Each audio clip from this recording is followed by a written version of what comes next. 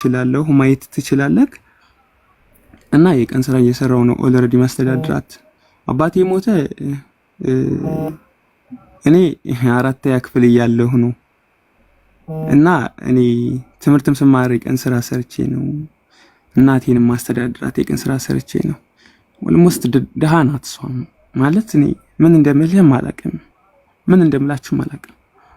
ያስችላል እናትም ደሃ ናት፣ አባቷም እሷ በልጅነቷ ነው በሰው እጅ ነው የጠፋው።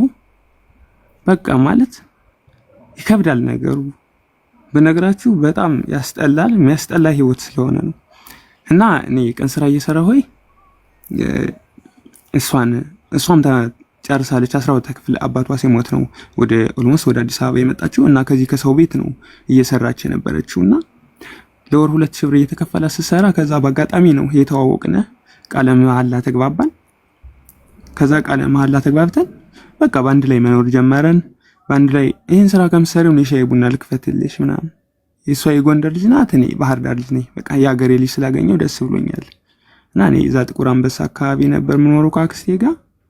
ከዛ ዝም ብዬ በመብቴ ይዣት ወጣሁኝ። ከዛ የቀን ስራ እየሰራው እሷም የቀን ስራ ስትሰራ ነበረ። ከዛ እንደዛ ያረኩኝ 15 ሺህ ብር ወጪ አድርጌ ቤት ተከራየንና ከዛ ሻይ ቡና ገዛው። እንዲያውም ፎቶ አንስቼልክላችሁ እችላለሁ። ሮኮቦት ምኑ የቤት ዕቃ ምናምን አሟልቼ ከዛ 80 ኪሎ ጤፍ 15 ሺህ ብር ወጪ አድርጌ ገዛሁኝ። እሱ እግዚአብሔርን አላለቀም። እሱ ራሱ 50 ኪሎ ጤፍ እንደተፈጨ ነው። ማርያምን በቃ አሁን እኔ ሲጀመር ከመበለው ማልበለው ነው የሚበልጥ። ዝም ብዬ ነው በቃ። እና ከዛ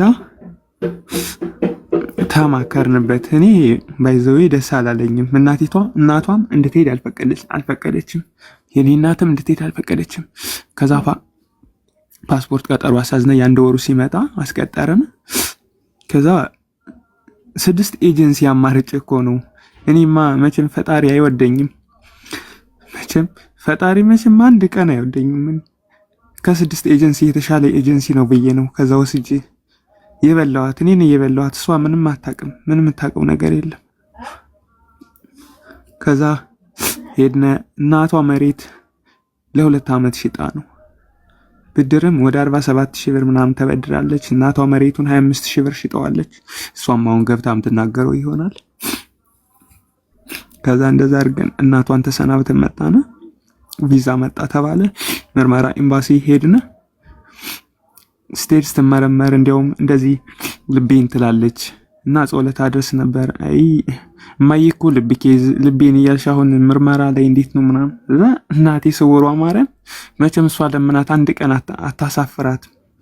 ከበሽታ ከሁሉ ነገር ነፃ ሆነች። ከዛ ደስ እያልን መጣ። ከዛ ያው ደስታችንን ማበሰርነ። ከዛ ቡና ፍልተን ምን ብለን ደስ እያላት እንትን አለ። ለካም ይሄ መከራ ተደግሶልን ነው። የኛ ይሄ መከራ ተደግሶልን ነው ደስታው የበዛ። ምን የሆነ የዛን ጊዜ ወይ የሆነ ነገር አለብሽ ተብሎ ከኤጀንሲ ከምርመራ ብትቀርልኝ ደስተኛ ነበርኩ እኮ። ይሄን ታህል ስቃይ ሄዳ ከመታየው እንደዚህ ታይቶ ተሰምቶ ማይታወቀው ድሮ በፊልም ነበር ይሄ የሚታየው። ወጣቶች ስንባል ድሮ ለዝና ብለን ፊልም ቤት ሄደን በርከፍለን አስጭነን ነበረ። ህፃንነት ስለ ጉዳዩ በዝርዝር እንዳታወራ ምንም አይነት ነገር እስከተወጣ ምንም አልወራም። አሁን እኔ የምፈልገው እናንተ ምን ያክል ጊዜ አብራችሁ ነበራችሁ? ገብቶኛል። ምንም አልወራም። የሁሉ ነገር ከነበረ አንተ የሰራ ቤት ተከራይታችሁ ከነበረ ስደትን ለምን አማራጭ አደረጋችሁ? ቡና ሻዩን እየሰራች ለምን አብራችሁ አልቆያችሁም? ግፊቱ ካንተ ነው ወይ የመጣው? ለምን መሰል አንዳንድ ጊዜ እንዲወጥቼ ይለወጣለሁ የሚባለው ነገር ግልጹን እኛም እዚህ ጋር የምንፈልገው ለምን ነገች ልጅ ድጋሚ ስደትን የምትመርጥ ከሆነ መድከም አይጠበቅብንም። ያው ሙኒት እያለች አይ ደግሞ ኢትዮጵያ ገብታ ብትሰራ ብትለወጥ የሚለው ነገር ካለ ደግሞ የአቅማችንን አግዘናት ቢያንስ ቆማ እንድትሰራ ነውና ስለ ጉዳዩ በፍጹም እንዳታወራ። በዚህ ጉዳይ እሺ መግባት አልፈልግም። እኔ ዝም ብዬ ራፍሊው ነው እንጂ አልገባም። ቅድም አስጠንቅቀኛ ነግረኸኛ ጋሽ ፍቄ አመሰግናለሁ። ማለት ለማለት የፈለጉት ምንድነው ያው ሰው ሆኖ በሰውነቱ መቼም ያው ብዙ ነገር እንትን ማለት ይችላል።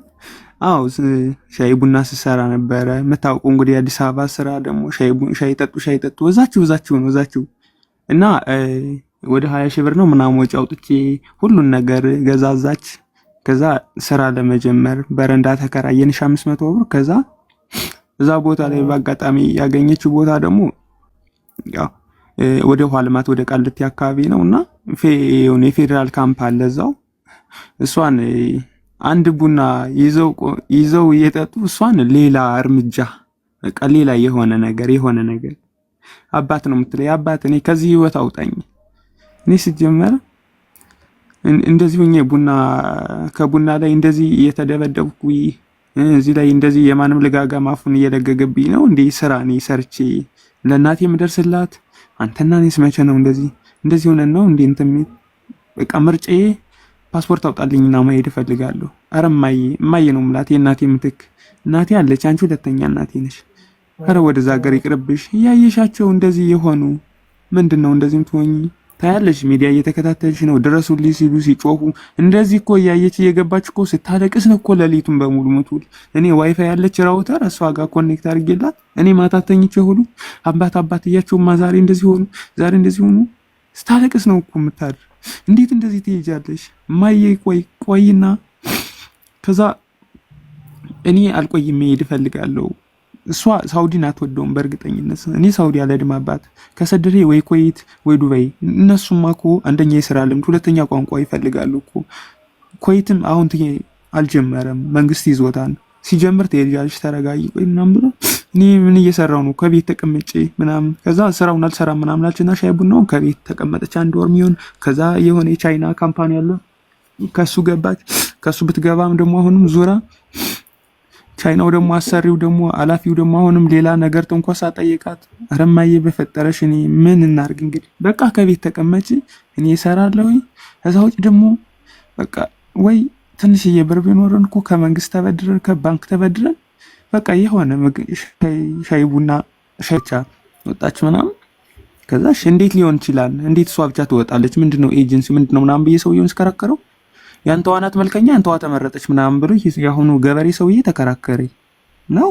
እሺ ምናምን ብዬ ከዛ እቺ ልጅ መግባት ያለባት ቀጥታ ነው እባክህ መንከላቸት የለባትም ምናምን ስለው ድጋሚ ከኤርፖርት እኔ አድርሻት ወደዚህ ወደ ቤቴ ስመጣ ከዛ ትኬት ተቀብለው ሌላ ትኬት ያ ማለት ትራንዚት አርገው ነው የሰሩት። የደንቆሮነቱ ደንቆሮ። እኔ ግን ቀጥታ መንከላቸት የለባትም ብዬ ነው እኔ ሌላ ኤጀንሲ ሌላ ልጆችን ልክ ያውቃለሁኝ እኮ ቀጥታ ነው የሚገቡትና የሚሰሩት። ከዛ እንደዛ አድርጎ ከዛም በኋላ ደግሞ ፎቶ ከናላከውም ለኤጀንሲዎች ሳይልከው እስከ 3 ሰዓት አባት ራቤ ሞቱልህ ተቃጥል ምናምን ስትል እኔ ምን ሊሆን በአጠገቤ ቤተክርስቲያን አለ በሌሊቱ በ3 ሰዓት ሂጅ ጅብ እየጮኸ እኔ ያለቅሳሉ ቤተክርስቲያን ጥግ ላይ። ከዛ ደወልኩለትኝ። ስደውልለት አረ ይቅር በለይ አረ ሳልከው ቀርቼ ፎቶን እኮ የላኩት መስሎኝ። አንተ በሰው ነፍስ ነው የምትጫወት አንተ የገረድልሽ። ይቺ ልጅ የሆነ ነገር ብትሆን እኔ እበላሃለሁ ታቀኛለህ ምናምን አልኩት።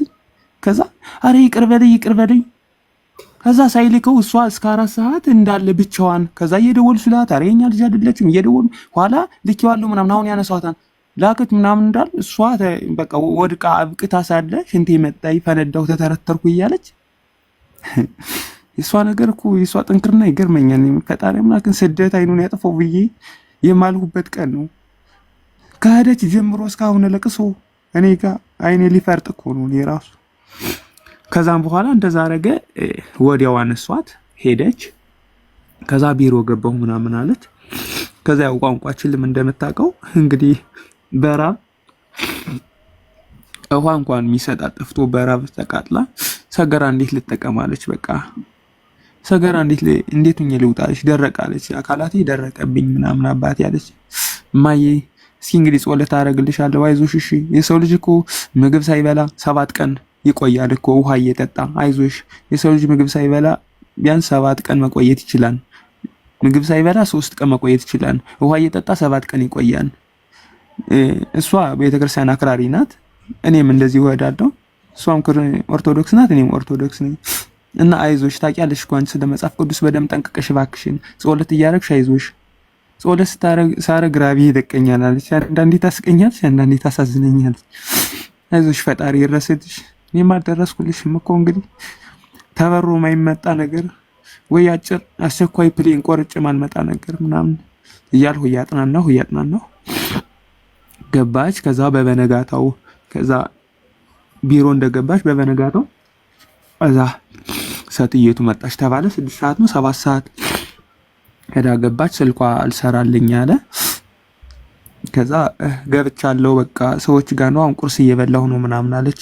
ሰይብዬ ተናልኩኝ። ከዛ እኔ ወገኛው ደግሞ የህዝብ ብዛት ትጠይቃለሁ ስንት ናቸው ምናምን 2 ተማሪ 2 እንደዚህ ምናምን ነገር እያለ ነገር ተጥዶ እየጠበቀኝ እና አሁንም ቢሆን ለማንኛውም አሁን እስኪ የእሷ አሁን ይሄኛው እሷ ሄደችበትን ነገርከን።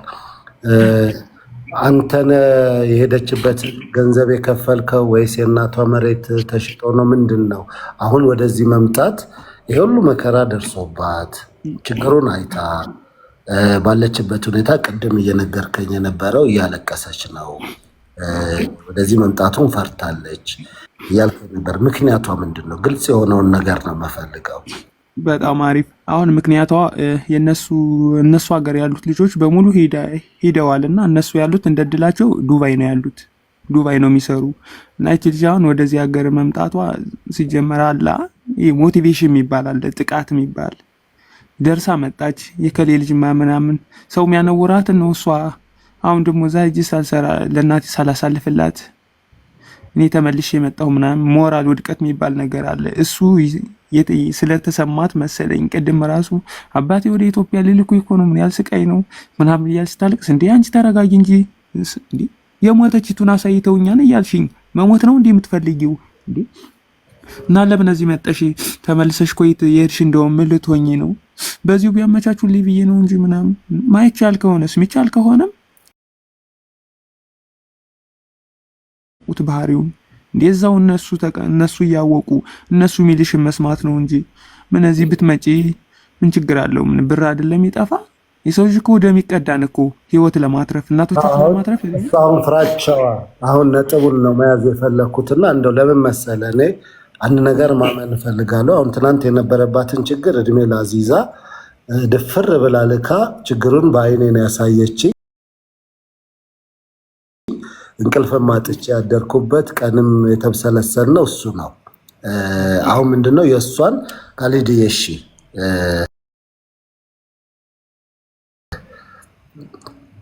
የእሷን አሁን ምንድነው አንድ ነገር ነው የምፈልገው። አዩዬ መልስሻለሁ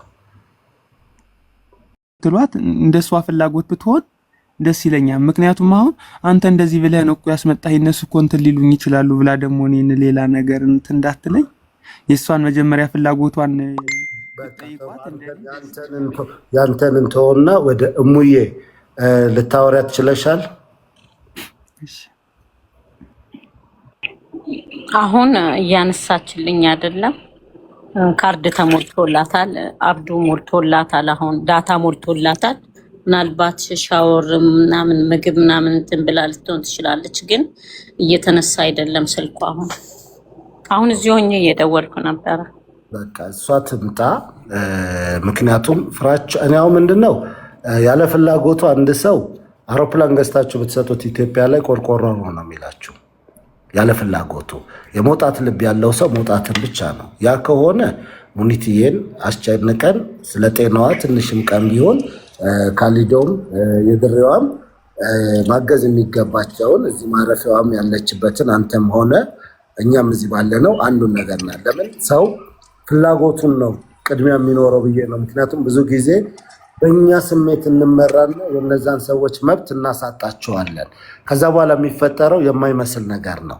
እኔ በዚህ ጉዳይ ላይ የእሷ ትምጣና ያላትን እውነታ ለምን አሁን የገንዘብ ፍራቻ ከሆነ ነው ጥያቄ። ግን የኢጎ ጉዳይ ካለ ሌሎቹ ወጥተው እኔ ተመልሼ መጣው ሰው ምን ይለኛል የሚለው ጉዳይ ካለ እዚህ ጋር የፈለገውን ሬስቶራንት ከፍታችሁ ብትሰጧት፣ ትልቅ ሆቴል ቢኖራት፣ የፈለገው ንግድ ቢኖራት አትኖርም። ብሩም ቢኖራት እዛ የምትሰራውን ብር ዛሬ እዚህ ጋር ብታገኘው መሄድና መሄድ ብቻ ስለሆነ ምኞቷ ለዛ ነው። ስለዚህ ራሷ ትምጣ፣ ያለውን ነገር ከሰማን በኋላ ቀጣይ ወዳለው ነገር እንሄዳለን። የእሷን ፍላጎት ስለሆነ እዚህ ጋር የምናደርገው። ከዛ ውጭ ግን ዛሬ ማመስገን እፈልጋለሁ። ሙሉቲ የምትይው ካለ እድል ልስጥሽ። ከዛ እሷ እስክትመጣ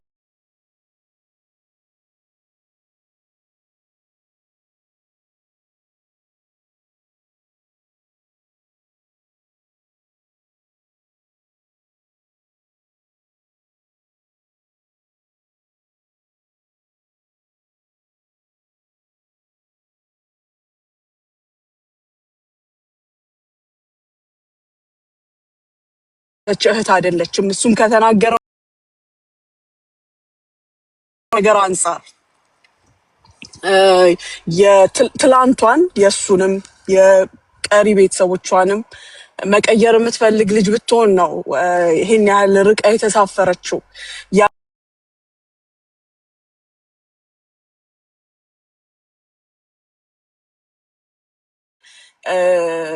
ትልቅ ዓላማ ስላላት ነው ባልን ያላትን ቤተሰብ ትታ የመጣችው።